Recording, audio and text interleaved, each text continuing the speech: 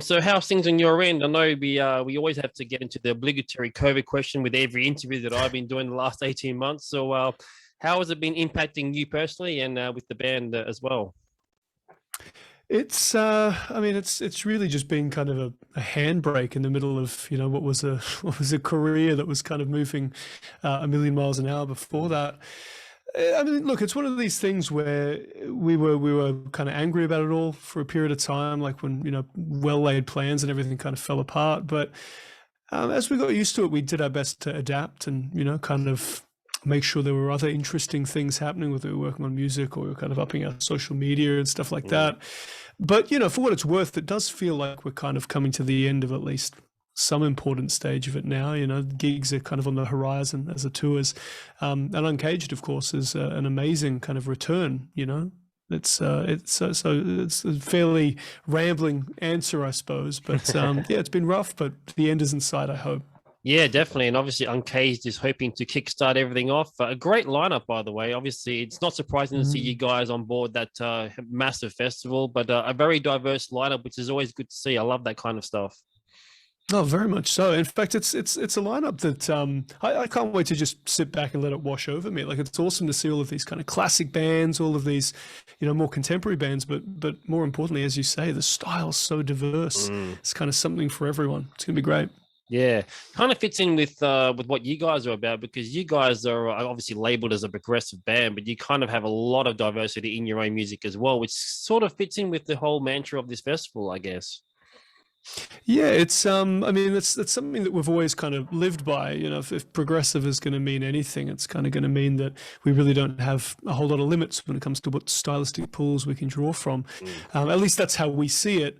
But it's one of these things where sometimes it ends up making us the band that doesn't fit in. So if we're playing like a metal festival, for example, you can imagine we come out with our major chords and our pretty strings and things like that, and suddenly we're the odd band out. So you're exactly right. It's it's a diverse lineup like this that we really kind of feel at home on.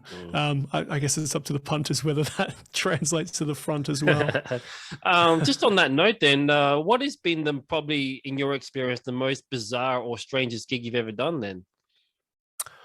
Oh man, that's a hard question. You know what? There's a couple that come flooding to mind. This isn't as maybe not as comedic as the tone of how it's set up. But I remember we played on our very first European tour in 2015.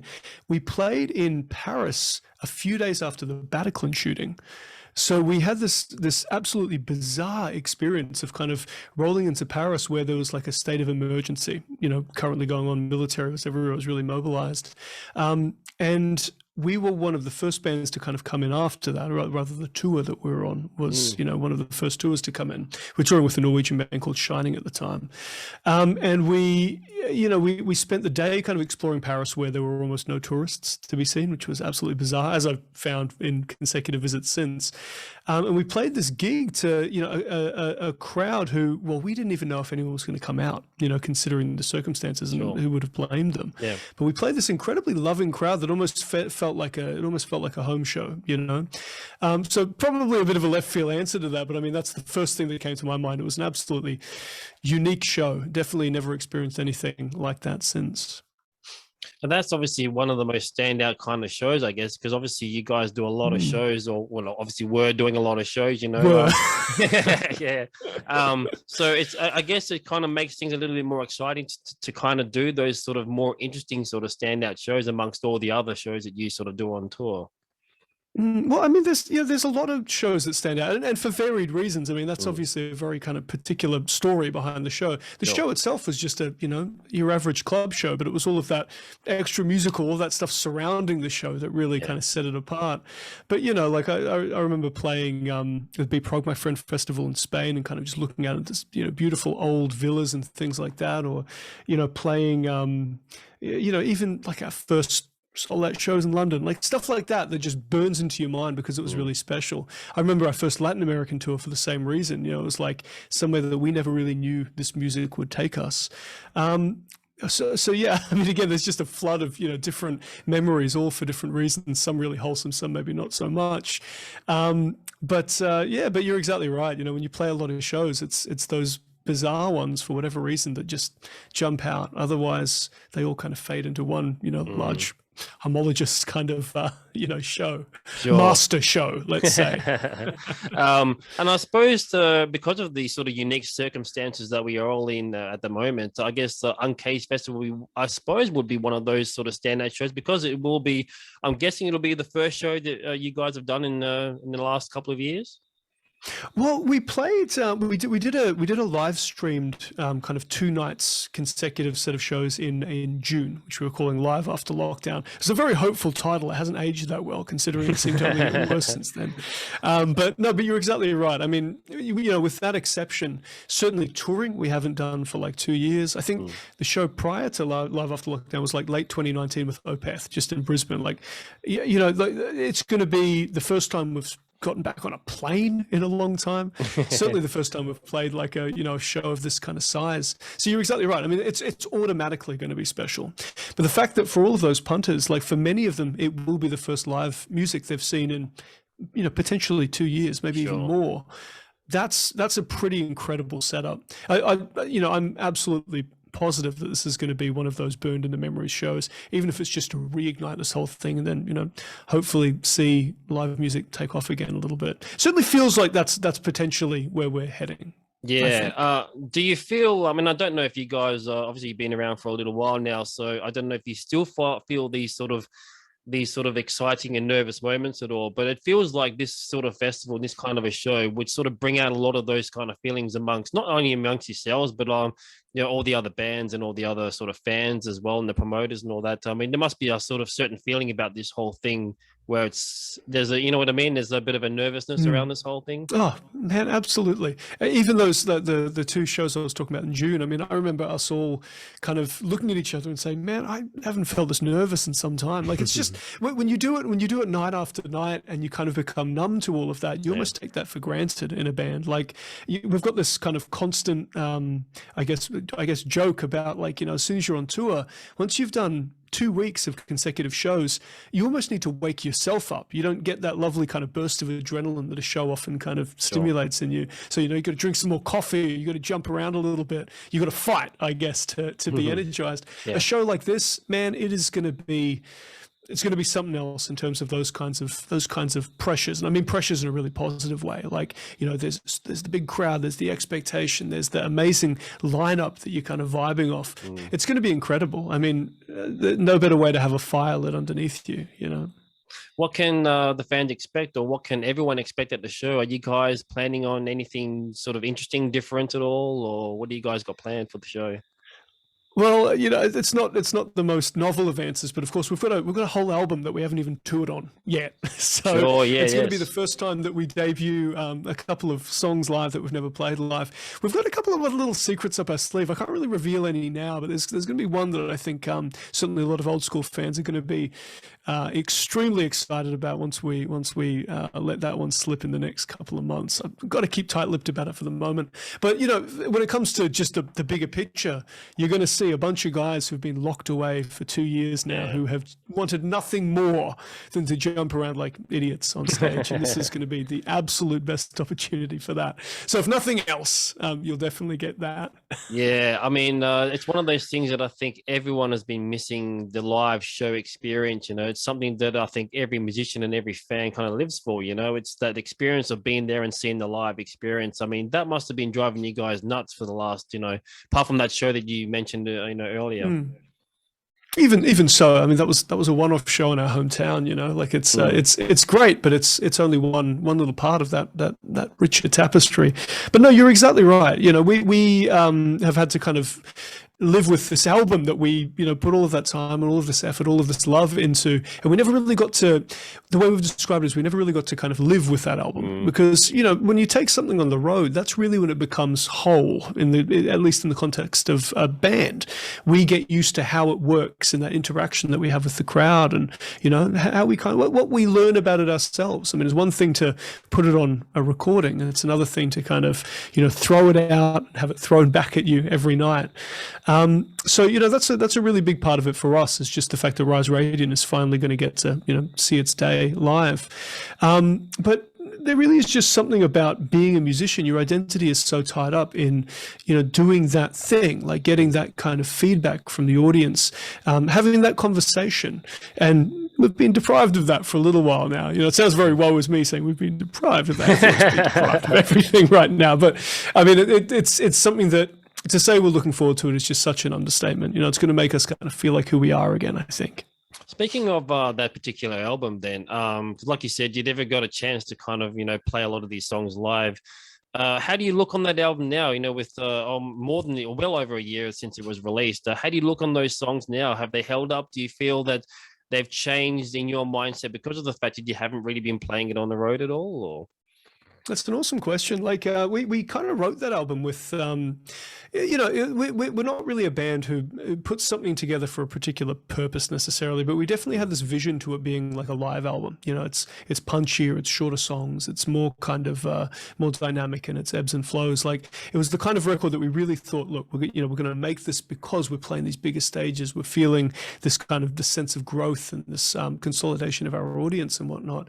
So it was an album that I think from the ground up, it was really intended to be, learned on tour, gotten to know, shall we say, on tour. But in terms of like how we see it now, I mean, it's still kind of our most current offering. Like it still represents us as far as anything possibly could. And the truth is that it's been hard to, even focus on writing music while you've still got something like this in the pocket without it being, as I said, like kind of experienced in that holistic way that we do tend to have when we take an album on the road. So, I still think it's great. It still, to me, is kind of me and the rest of the guys. It still represents us as well as it possibly could. And if anything, I mean, Uncaged is the absolute perfect setting for some of this stuff to kind of be, let's say, like baptized,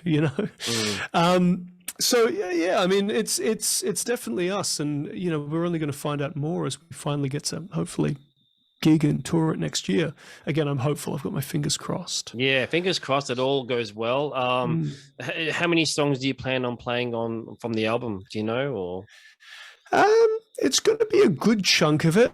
Like with all Caligulas Horse stuff, we always tend to have, maybe 2 or 3 kind of longer songs on the record, and that's true of Rise Radiant as well.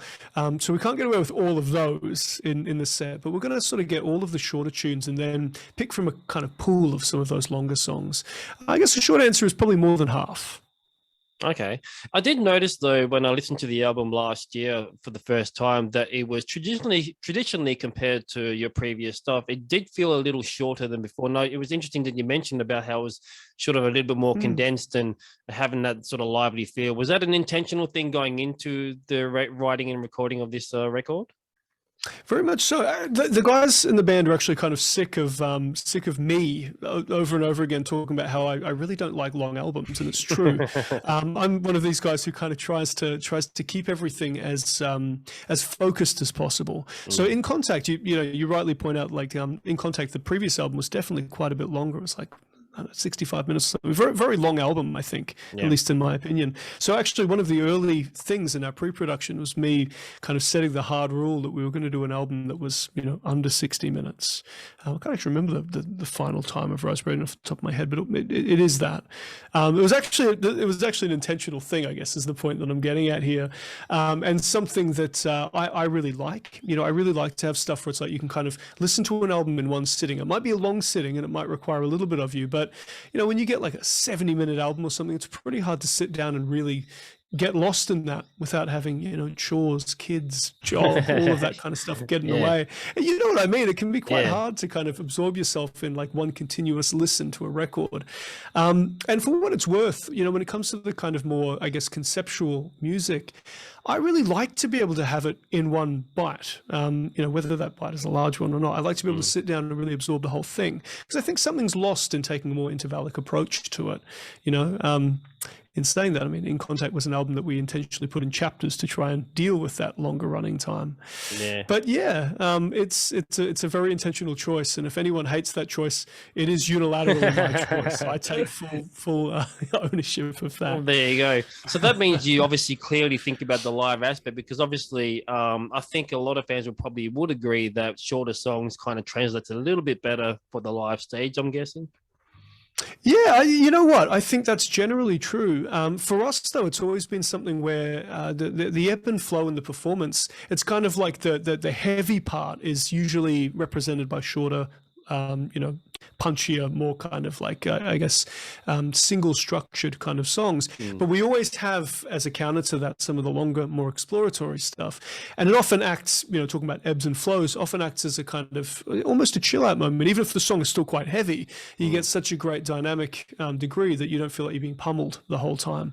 So our set lists end up being a pretty, I guess, a pretty equal alternation between those two worlds. But we're definitely very aware of it, as you say. You know, even speaking as someone who grew up on, you know, progressive rock and progressive metal, even I get a bit fatigued when, you know, I'm kind of forced to deal with an hour and a half set of big long songs where it can start to feel like you're kind of I don't know, start to feel like it's a little bit more of an expectation on the listener to really follow the concept, follow the themes the entire time. It's nice to break it up with some shorter, kind of more, you know, I guess, mosh-ready tunes. Hopefully everyone will be out there will be ready to mosh at Uncaged Festival then. So you know what? Everyone's going to be gasping and out of breath and unfit. Their mosh muscles are going to be totally lost by this point. That's the other thing as well, is that people forget that it sort of takes a bit of energy and stamina to kind of play a lot of these songs on stage. And, you know, obviously, given that the fact that there's been a lot of a big gap between shows for a lot of these bands playing, it seems like there's going to be a bit of maybe a possible physical fatigue thing going on, I suppose, you know, trying to get back into the rhythm of things again.